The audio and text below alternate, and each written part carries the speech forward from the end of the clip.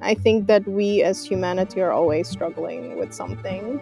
We're just not taking the time to understand what the problem actually is.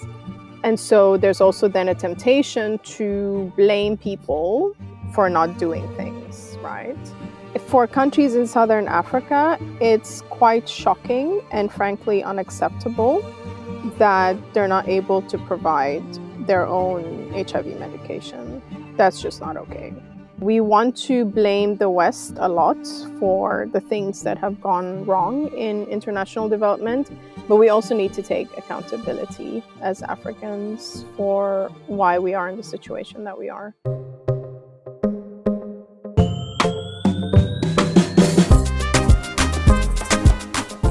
I'm your host, Soraya and this is Diaspora and Development, where we give voice to people of the diaspora working in international development.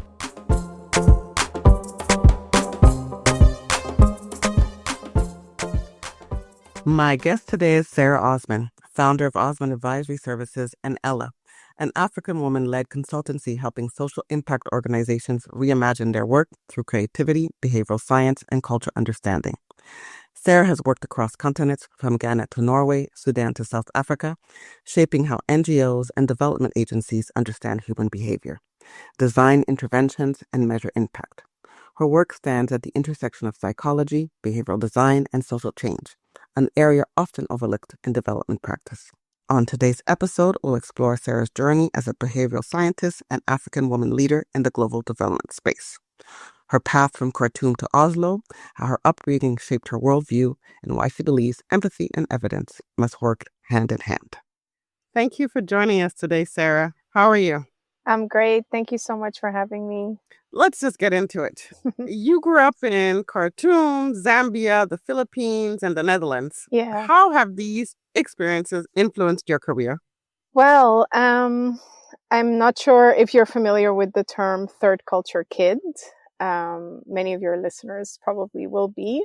So I think this is something that a lot of people in the diaspora can relate to. It's people who grow up in a culture that's not their parents' culture, essentially. And so this shapes my worldview in every way, shape or form. I'm also one of those that went to international schools. So I'm very much like, this will date me, but the 90s United Colors of Benetton ads, that's my life. You know, that's kind of how I see myself. So very multicultural. I feel the most at home when I'm in a racially diverse and mixed environment. So it's very much shaped who I am today and the way that I look at the world.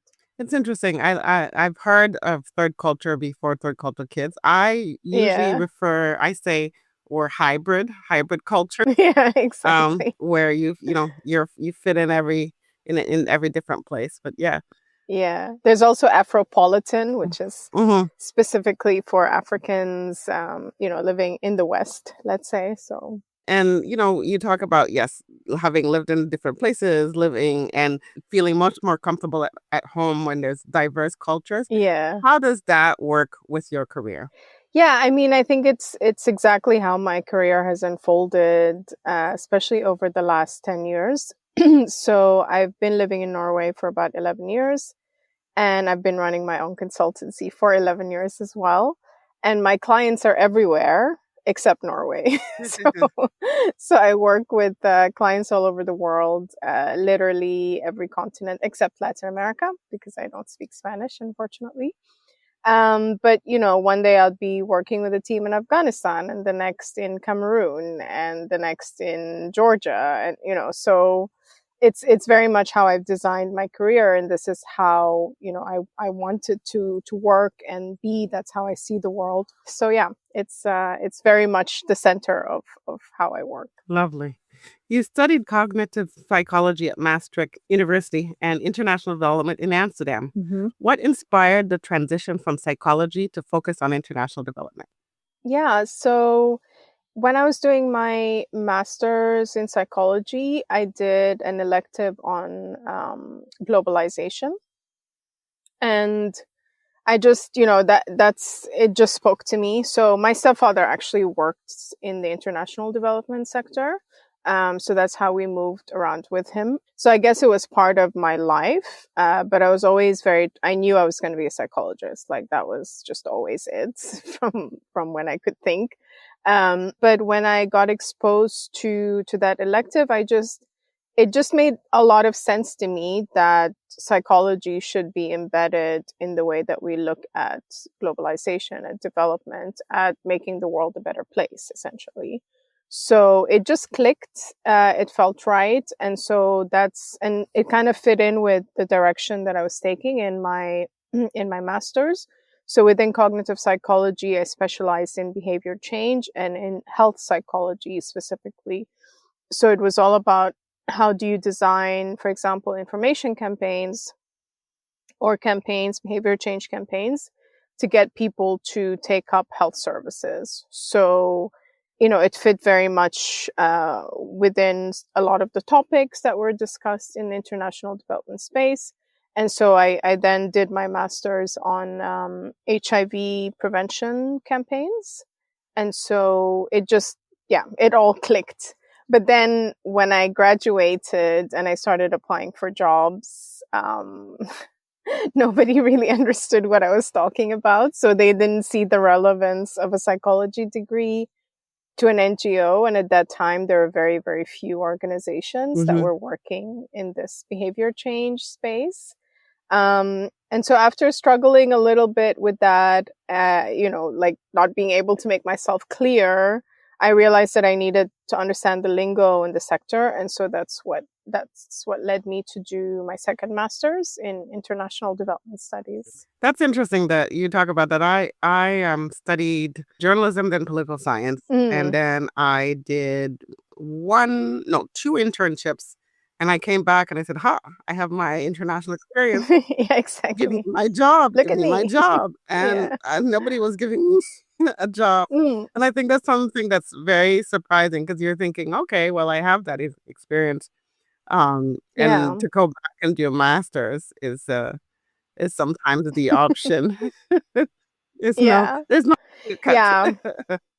I mean, luckily for me, the psychology master's was quite challenging. So then doing a master's in development studies was not that daunting in terms of like scientific rigor and the things that you had to go through. So it worked out. But, I found it important to also learn, about the culture of the sector in a sense, to understand where everything sits together, because it's quite a complicated sector to wrap your head around. Indeed. So it was definitely time well used for sure. That brings me to my next question. You worked at MSI, you worked at Save the Children, and then you founded Osman Advisory Services. What was the key moment or the realization that you wanted to start your own consultancy? Yeah, it had been brewing actually for several years. I would say like around 2010, 2012, I started having these ideas, these visions coming to me like, maybe I should start thinking about, my own company. And I guess it did stem from some level of dissatisfaction, of course. Our sector has a lot of waste, a lot of repetition, a lot of things that don't make a lot of sense. Too few people who are supposed to be benefiting from all of this stuff being involved in the process. Lack of scientific rigor was also very, very jarring to me, like having a psychology background, just like how decisions were made, like what is this program about? Why? Who needs it? So I really struggled to understand why so many decisions were being made. And so I knew that I needed to be in the social impact space because unfortunately I don't have that gene that makes me want to like sell stuff on, I don't know, sell cars or whatever.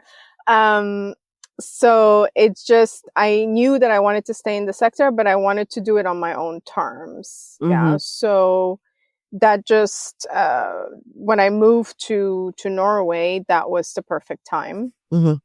because of something we call the fresh start effect in psychology. So, it's a new beginning. And also I had,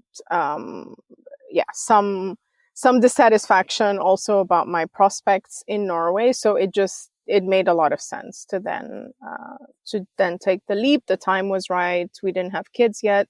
So I discussed it with my husband, and we decided that, if he wants us to stay in Norway, then this is probably going to be the best way forward. So haven't looked back since.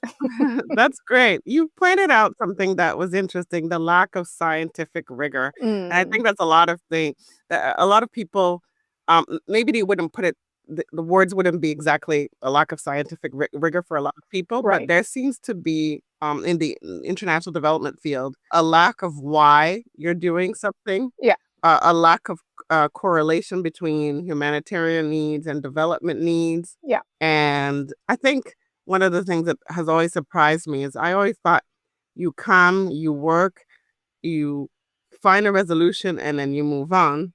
Yeah. But there seems to be to create a dependency. So what do you mean in your terms with a lack of scientific rigor?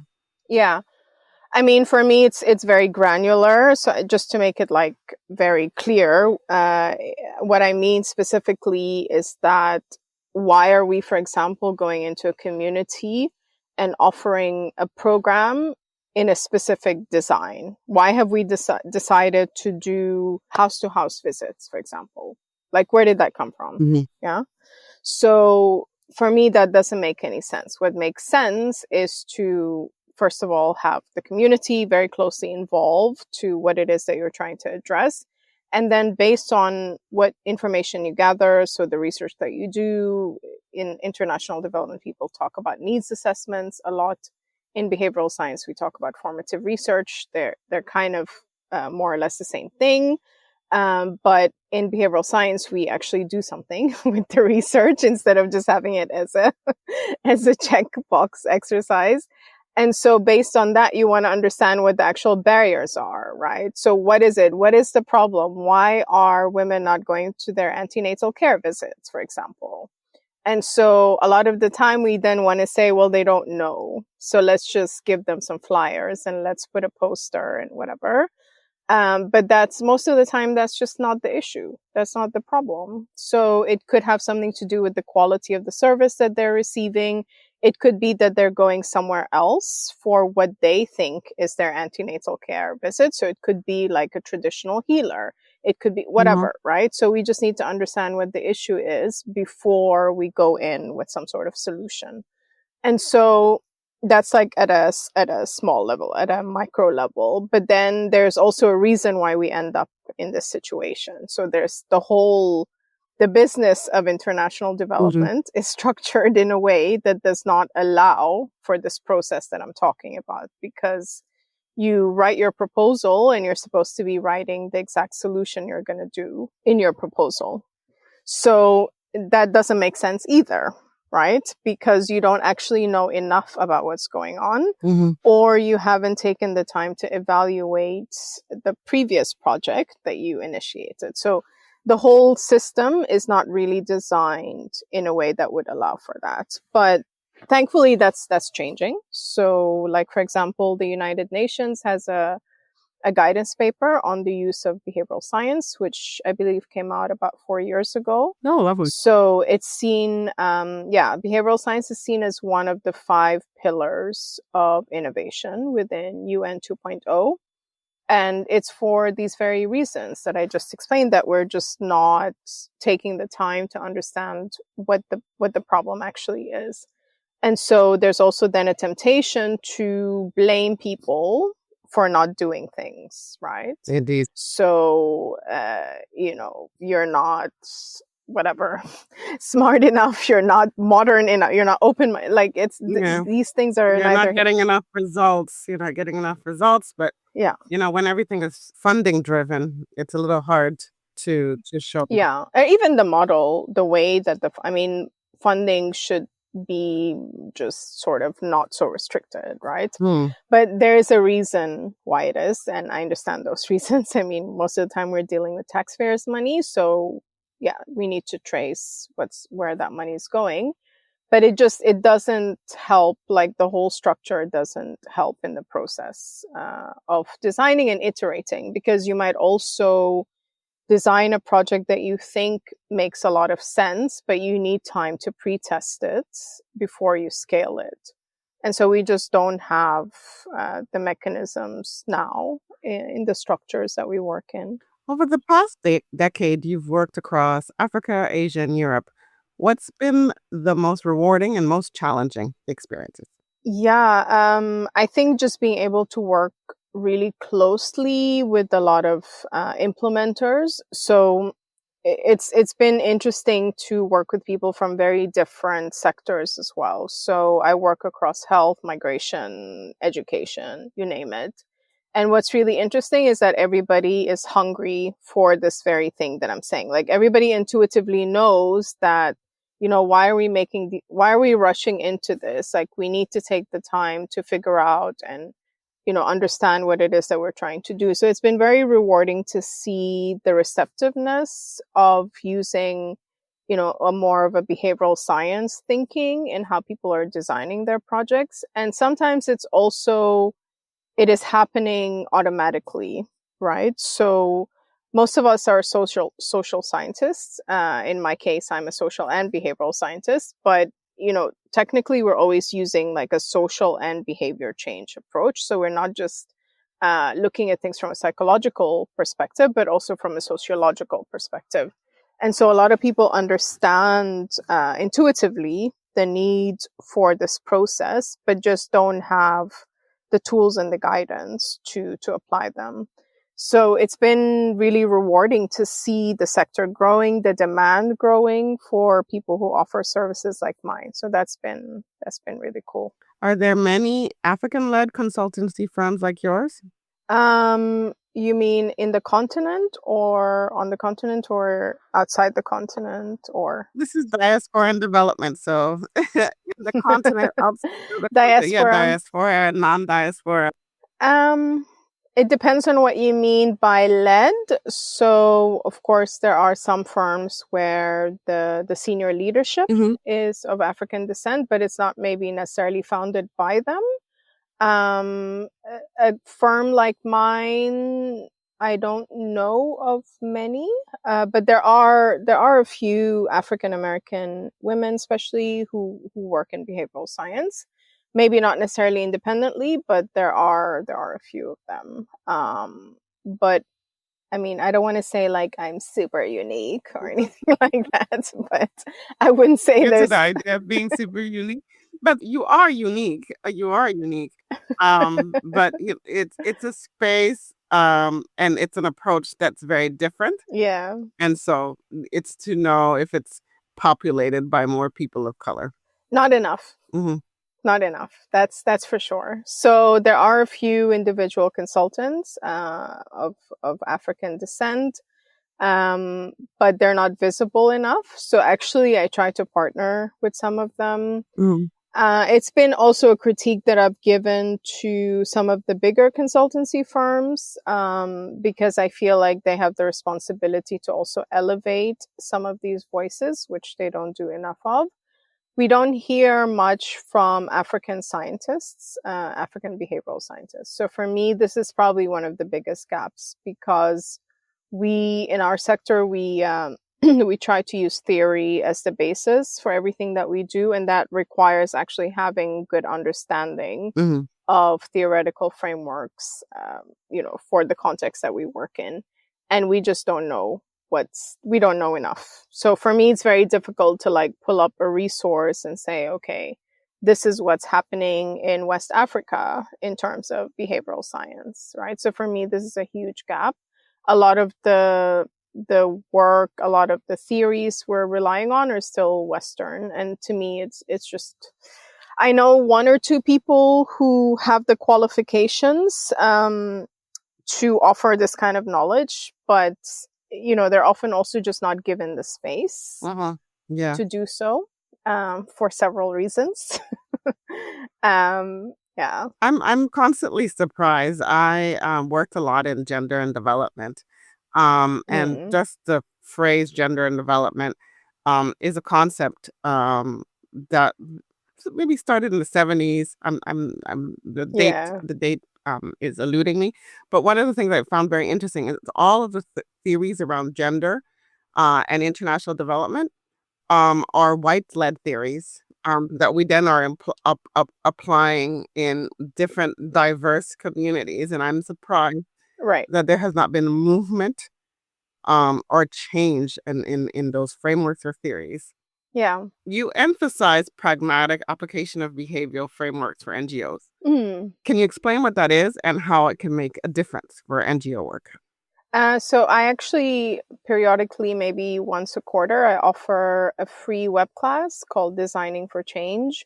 And in that web class, I explain that, if there's one thing you should do, it's to look at every issue through the socio-ecological model lens and perspective. So it's basically this idea that we should never really look at a behavior as just lying with the individual. So we're all acting within the norms that have been set by our families and communities, the structures of the society that we live in, the laws, the policies under which we live and exist. So we're not making decisions as independently as we like to think. Yeah. So we're so influenced by what's going on around us constantly. And so I find just that framing really moves people to a different place, right? So they immediately get away from this, yeah, maybe we should just do a training, or maybe we should just hand out some flyers, or maybe we should do a discussion under a tree somewhere or whatever, a once-off discussion. These things are not really helping us get anywhere. Some of the strongest programs we see, first of all, take a little bit longer, but are very multi-layered, right? So you'll have a group of people working together, but then you'll also have community leaders involved. You'll have some sort of policy change in place. So there are things working in tandem to help us move from point A to point B. And so it sounds very, very simple and very basic, but usually that's just not done, right? Mm-hmm. Because we want to put all of these weird technical things that I don't even know where people get them from without taking the time to just investigate the issue through a socio-ecological lens. So that's what I mean by being pragmatic. And to me, that's just a really good place to start. You can dig deeper as you go along, and that's fine. But that's a really good place to start. Any success stories? One of the favorite ones in the social and behavior change space is an organization called Tostan, who work on FGM in West Africa. Mm-hmm. And they have a very good approach of working on FGM. So they had this use of traditional leaders, for example, that I was talking about. So what they did is, instead of just having women sort of lament the continuation of FGM, they worked with one specific village to say, we're done with FGM. It's not going to happen anymore in our village. And so they actually had a press release. So they invited journalists and they announced it to the country that in their village, it's not going to happen anymore. And so from that, you saw other neighboring villages do the same. And that's what we call diffusion of innovation. And so these are the kinds of things. It's an issue that's very much community leader led, let's say. So having women organize alone, that's one thing. So that's maybe part of the process, but that's not really what's going to be the tipping point, right? Mm-hmm. Having national laws is not also necessarily going to get us the results that we want with a topic like that, as we see in other countries. So I would say that's one of the favorite ones, especially in the gender and social and behavior change space. That's a very good one. In 2024, you launched Ella, yes, a digital support platform for women consultants. What is Ella and how does it work? Yes. So Ella is a digital program for women with roots in the global majority who either want to start consulting or who are already consulting and want to level up. So it's skills development, it's mentorship, it's coaching, it's a whole bunch of things in one, and we're actually also working on adding a few other exciting things. But it's basically stemming from this place of not having seen enough women of color in consulting. So it's a little bit selfish. Like, I'm tired of usually being the only one in so many spaces. So I'm like, I want more. I'm tired of this. But also because obviously over the years, people have been reaching out to me and saying like, hey, do you have any tips? Can I have a call? La, la, la. And so instead of it being fragmented, I just thought, hey, let's formalize this. Let's make it a thing so that I can dedicate proper time to it. And so I actually started working on it early 2024, gathering data. So following all of the things that I preach, trying to understand what the needs are. We ran a pilot to refine the program. And so now we work with women from any continent, essentially. And it's for women with roots in the global majority, either based in their own countries or based elsewhere. And another important thing for us was to have pricing that made sense. So we didn't want to have like one blanket price for everybody, because we know that exchange rates, and also just for a lot of us, we can have several dependents, right? So many of us are not just taking care of ourselves and our immediate family, but we have several dependents. So, it doesn't make sense in that regard to have cost as being a barrier. And we just want to end up being a kind of one-stop shop. So I want women to just be visible and put themselves out there much more than they are now. And also just give them the tools and the confidence to excel as consultants and deliver high quality services.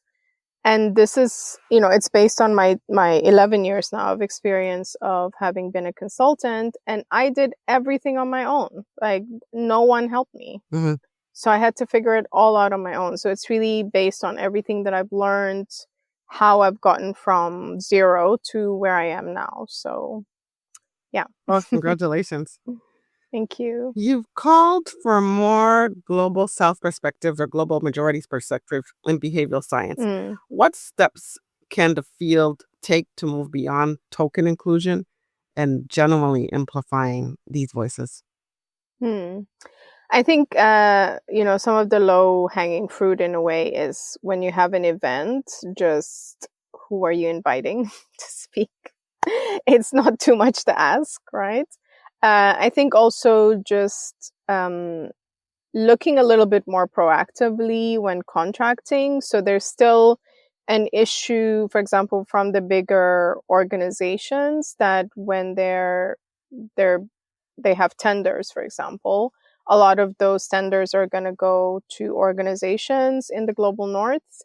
And I think there needs to be more of an effort to work with academic institutions, especially in African countries, because that's how we're going to get a lot of the insights that I feel are missing.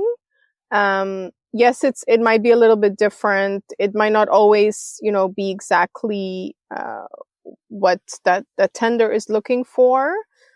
But I think at least having some sort of ask in tenders that, that consultants try to work with local universities or something to just move things in that direction.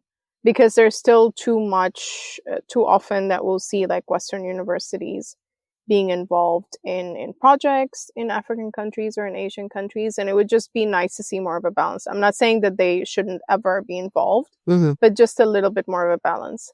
And there are organizations that have done that. So, for example, RAES is a Senegalese organization, and one of the more recent projects they've been working on is a collaboration between an American university and a Senegalese university and themselves. So it's doable, right? So there are models that have been implemented by others that can be duplicated in other places. What is, in your opinion, not working in international development? Oh my gosh, I think we're going to need a few days. I mean, it's really not anything mind-blowing. It's the usual things. It's still just not really people-led. So, I mean, by people-led, I mean the people who we're supposed to be working for. I think terms like localization are just used as like nice sprinkling on things. It's the usual frustrations. So I think if we take these things a little bit more seriously and address the critiques, and they're plentiful, just go through the list and address the grievances, we will be in a much better place. But I mean, it's the usual things, and it's the most banal things really that I think still persist. And but now that we're in a bind as a sector, maybe now is an opportunity to really look at ourselves in the mirror and reassess how we've been doing things and try and do things differently. So I spoke to many people in the international development field. Some people are to the extreme and think trash international development, it doesn't need to exist. And some people think it needs major reform.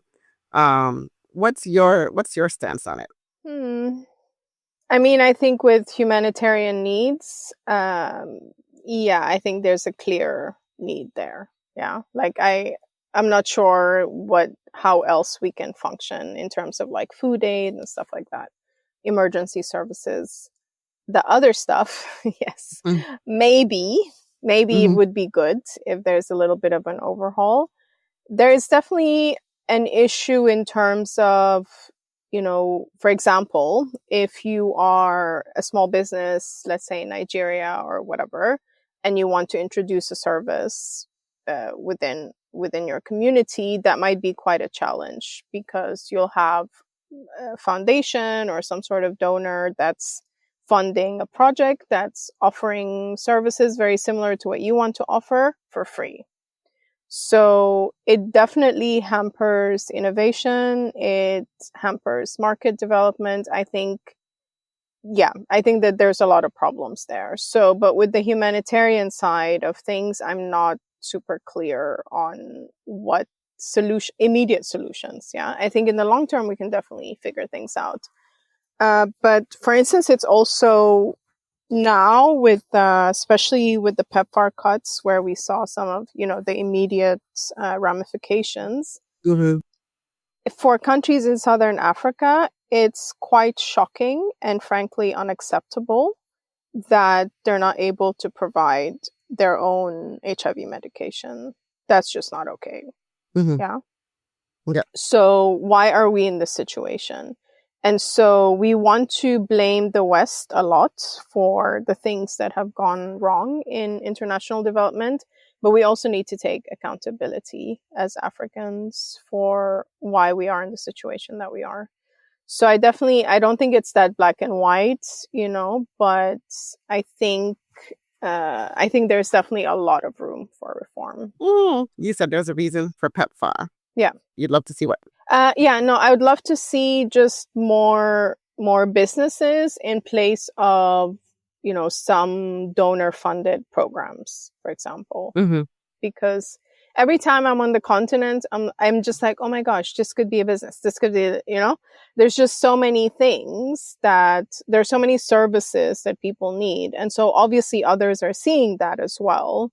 But just the barrier to entry could be so big because your competitor is bankrolled, right? So, it would just be great to put the power back in a lot of the, our continent is so young. So it would be great to just give them that space to start businesses and build services and just do their thing and not have these repetitive programs also that are not necessarily, they're neither here nor there. They're not like always responsive to their needs. Yeah. Back to the comment on PEPFAR. It's my understanding that there's a monopoly for this type of medication. Oh yeah. That's an issue I think that's going to be hard to counter attack. No, for sure. I mean, the whole like patent issue and whatever, yes, of course. But it's still, why my issue is more, why would you put your population at such a risk of being what has been going on over the last 30 years? Do you know what I mean? Like this is these are just the kind of questions that I think a lot of us are asking. And yes, I know we're dealing with gigantic pharmaceutical companies and whatever, but there should have been much more of a concerted effort, that we're not in a situation where countries are stuck and not able to deliver. Like, it's unacceptable, especially for richer countries in Africa, which are in Southern Africa. So yeah, this is something we'll have to do some research on. yeah. Looking back, what were some turning points in your career that at the time seemed small but had a profound impact on where you are today? I don't think anything was small. I mean, everything was done with a lot of drama. I don't know. I mean, I think maybe just I don't think it's small per se, but like I've always just really trusted myself, or like, you know,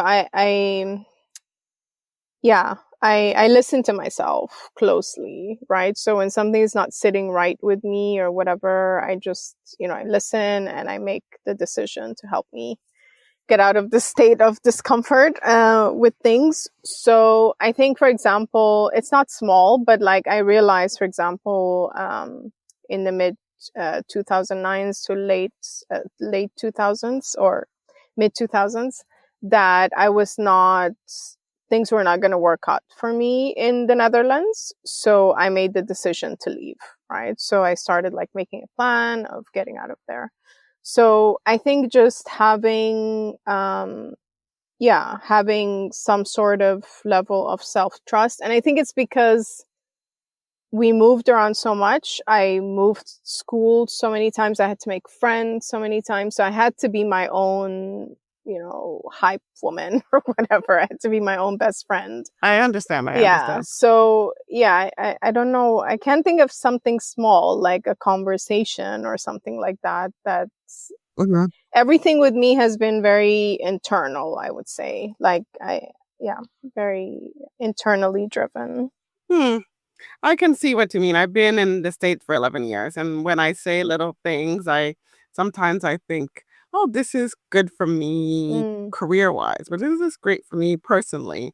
Or, do I want to put up with this any longer? So it's an interesting thing. And I think it is internal, but sometimes you have little sparks and you're like, okay, this is why. But it's an interesting thing. Yeah, maybe we'll come back to it if something comes comes to me. Super. What does success look like for you in your work?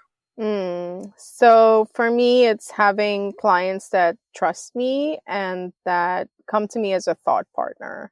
So of course I'm delivering pieces of work or whatever, but I always strive to be that, this person that they consult on, like, decisions on how should we go about this, that I become a thought partner to them. So to me, this is when I know, like, yes, I'm happy with where I stand with this client. And I think, like a lot of consultants, like really trying to over deliver on any project is super important to me. And this work is not, for us, it's personal, right? It's about our homes. So it's not something that I ever switch off from. The only projects that I find myself getting maybe overworked up on is anything to do with Sudan, my country of origin. So I try not to actually get involved because I think I'm not very useful or productive in that. But I feel like just having an in-depth relationship beyond the deliverable is what success looks like to me. That's interesting. I appreciate what you said. I think it's hard to work in our home countries or our parents' countries. I'm Haitian and I find it very hard. I've worked in Haiti. Yeah. Right. But when I'm working in international projects that are for Haiti, I find it hard. Yeah, exactly. Either I'm very passionate or I find it really hard for somebody to say a comment. Exactly. Yeah.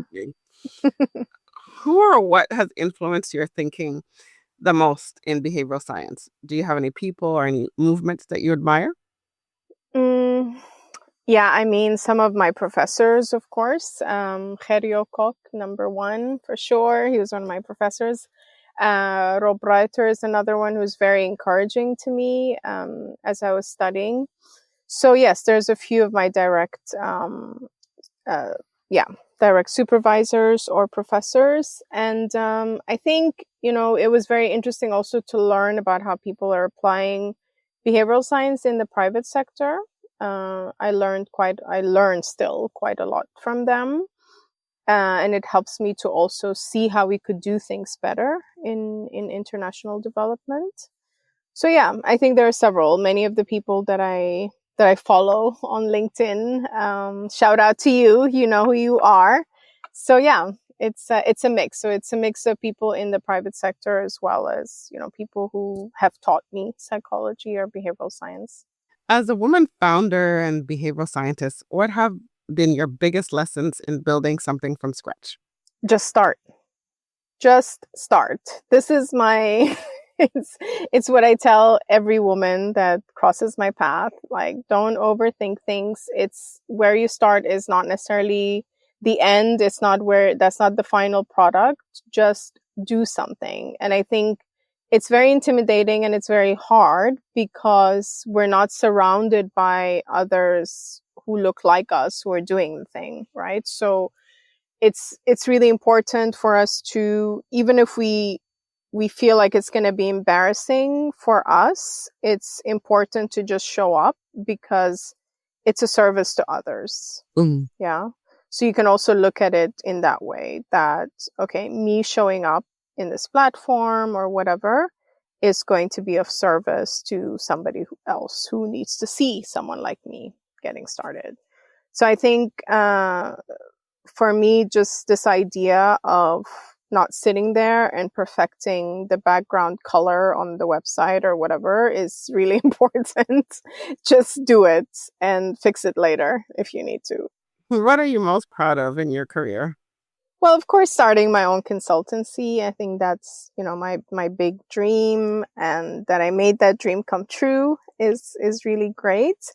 And I'm also very, very proud of Ella, because I feel like it's just so rewarding to give back and to just build a community and be that place of, like, I always think about a woman finding our website and just getting super excited, like, oh my gosh, this service was designed for me, So, and I get that response from so many people that is just so unique and so special to see something like that. And yeah, so I think I'm just really glad that I'm able to show up as myself. And yeah, it's really a privilege. In these troubling times, what is your hope for the future? When is not a troubling time, number one, but okay. Time is always troubling. I think we're going to go through a pretty rough patch. I mean, there are also new challenges every day in terms of, like, people not reading enough or being informed enough, or, echo chambers and all of that. But there's also the opportunity that more people are going to be educated, like, especially in our young continent, that, there's just so much potential there. There's so much genius. There's so much untapped genius. So I just think things are going to be fantastic once this next generation takes over. If they would just read a little bit more, it would be nice. But I think that I don't really see it as so doom and gloom. I think that we as humanity are always struggling with something. But yeah, I think things can only get better, and they are consistently getting better. So thank you. On that note, we'll end. Thank you so much. Thank you for joining me, Sarah. Thank you. Join us every first Tuesday of the month. Don't forget to like us, follow us on Apple Podcasts, Spotify, and find us on Instagram and on our website if you'd like to be featured as a guest or have any recommendations for guests. We look forward to hearing from you.